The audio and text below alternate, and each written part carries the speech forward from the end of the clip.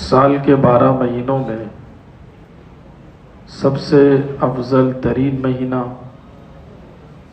تمام مہینوں کا سردار،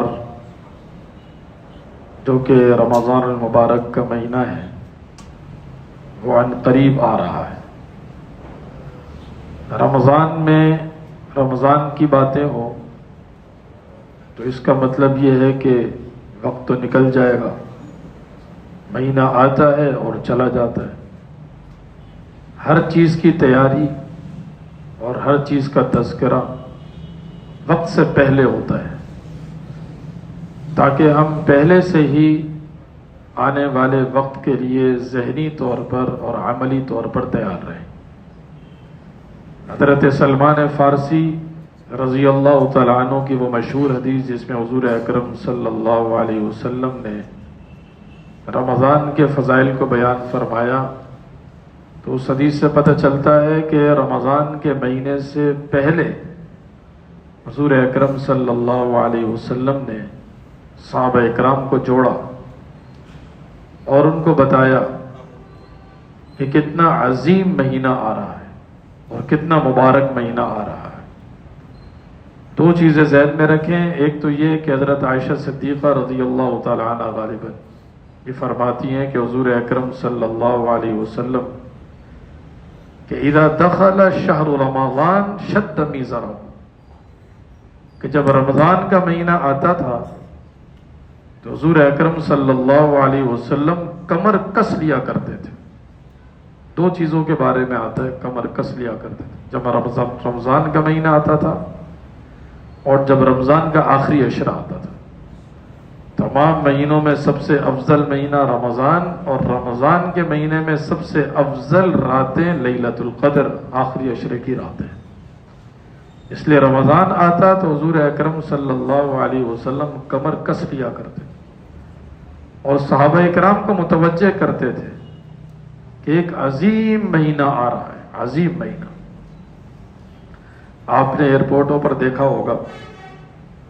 کہ کسی کا کوئی رشتہ دار عمرہ کر کے آ رہا ہو، حج کر کے آ رہا ہو، 15 دن کے بعد، 20 دن کے بعد، 1 مہینے کے بعد، تو اس کا کیسا استقبال ہوتا ہے۔ لوگ پھولوں کی پتیاں نچھاور کرتے ہیں، لوگ پھولوں کے ہار پہناتے ہیں، بڑی عقیدت کے ساتھ لوگ ملتے ہیں۔ ایک وہ مہمان جو 1 سال کے بعد آ رہا ہے، گزرے ہوئے رمضان کو 1 سال ہو گیا، 1 سال کے بعد جب مہمان آئے تو پھر اس کا کتنا عظیم الشان استقبال ہونا چاہیے اور کتنا عظیم الشان انتظار ہونا چاہیے۔ اور آپ نے یہ بھی دیکھا ہے کہ مہمان اور میزبان دیکھتا ہے کہ میرے پاس کس حیثیت کا مہمان آ رہا ہے۔ بہت وی آئی پی قسم کا مہمان جب آتا ہے تو ایک غریب آدمی کی بھی کوشش ہوتی ہے کہ میں بہترین سے بہترین انتظام کروں، میرے گھر میں صفائی ستھرائی ہو، میرے گھر میں اچھا ڈیکوریشن ہو، میرے گھر میں اچھا کھانا بنے، میں مہمان کا خوب اکرام کروں کہ وہ میرے گھر سے خوش ہو کر جائے۔ تو لوگ اکرام کے لیے تیاری تو کرتے ہیں، ہر مہمان کے اکرام کے لیے تیاری ہوتی ہے، جو بہت ہی زیادہ اہم ہوتا ہے اس کے لیے اہم تیاریاں ہوتی ہیں۔ اگر ہر بندہ اپنے گریبان میں جھانک کر دیکھے تو اس کو پتہ ہے کہ مہمان کو کوئی نظر انداز نہیں کرتا، کہ مجھے پتہ ہے کہ میرے گھر میں ایک خاص مہمان آ رہا ہے، کافی وقت کے بعد مہمان آ رہا ہے، میں کہہ رہا ہوں ٹھیک ہے، جو گھر میں کھانا بنے گا جو ہم سب کھاتے ہیں وہ کھلا دیں گے، ختم کہانی۔ ایسا نہیں ہوتا، بڑا اہتمام ہوتا ہے۔ تو رمضان کا مہینہ بھی اللہ تعالیٰ کی طرف سے ایک مہمان ہے، تو اس کا پھر کتنا عظیم الشان اکرام ہونا چاہیے، کتنا اہتمام ہونا چاہیے۔ یہ باتیں تو پچھلے بزرگوں کی جب ہمیں پتہ چلتی ہیں تو عقل تسلیم نہیں کر رہی ہوتی کہ ایسا بھی ہوتا ہوگا کہ ربیع الاول کا مہینہ شروع ہوتا تو وہ رمضان کا انتظار شروع کر دیتے تھے کہ 6 مہینے بعد رمضان آ رہا ہے، 5 مہینے کے بعد رمضان آ رہا ہے، 4 مہینے کے بعد رمضان آ رہا ہے، 3 مہینے کے بعد آ رہا ہے، 2 مہینے کے بعد آ رہا ہے، 1 مہینہ رہ گیا۔ یعنی ربیع الاول سے رمضان کا انتظار شروع ہو جاتا تھا، اور جب رمضان جاتا تھا تو سفر کے مہینے تک یعنی اگلے 6 مہینے یہ دعا ہوتی تھی کہ یا اللہ ہم نے رمضان کے مہینے میں جو عبادات کی ہیں یا اللہ اس کو قبول فرما لینا۔ اس کا کیا مطلب ہوا کہ پورا سال ہی رمضان کے تذکرے سے گزرتا تھا، 6 مہینے رمضان کا انتظار، اور رمضان کے بعد 6 مہینے رمضان کے اعمال کی قبولیت۔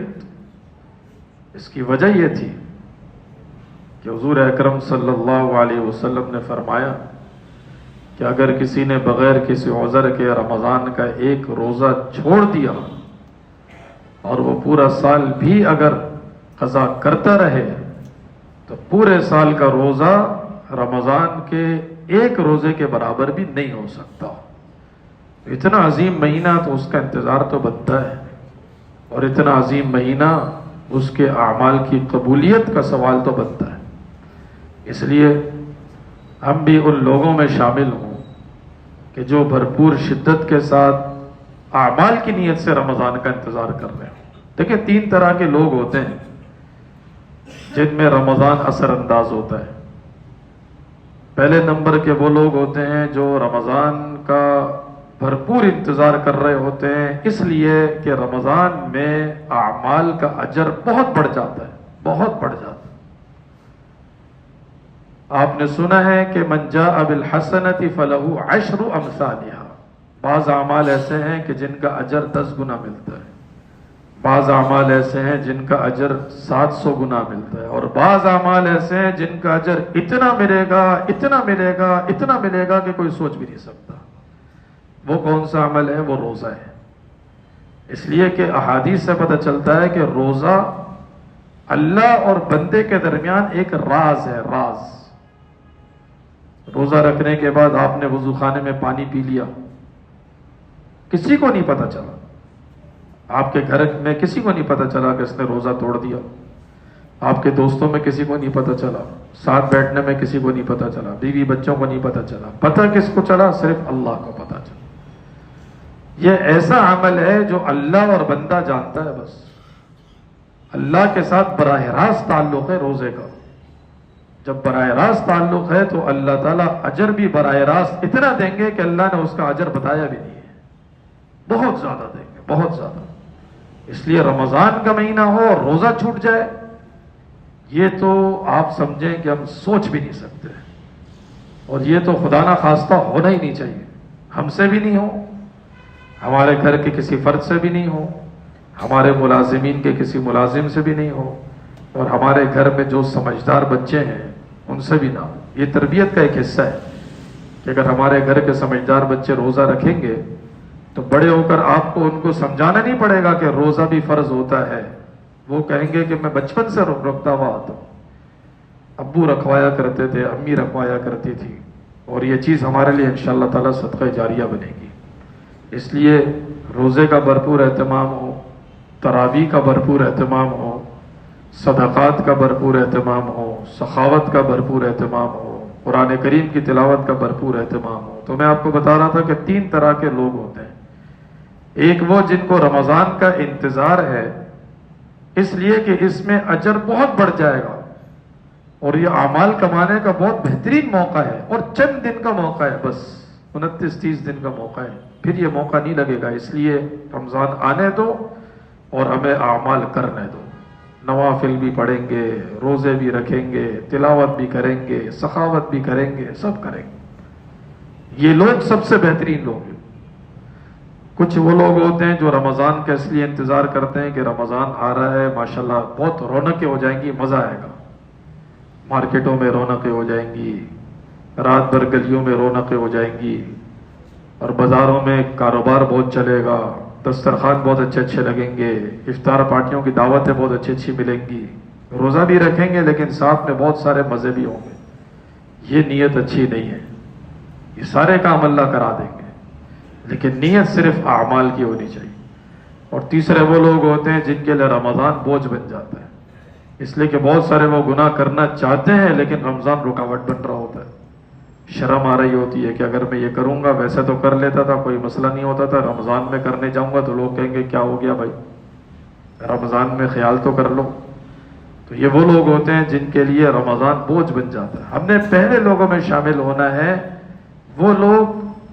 جو رمضان کا اس لیے انتظار کرتے ہیں کہ رمضان میں ہم بھرپور اعمال کے ساتھ زندگی گزاریں گے، اور اللہ تعالیٰ ہمیں اس کا بھرپور اجر بھی عطا فرمائیں گے انشاءاللہ۔ اللہ ہم سب کو عمل کرنے کی توفیق عطا فرمائے۔ الحمدللہ رب العالمین۔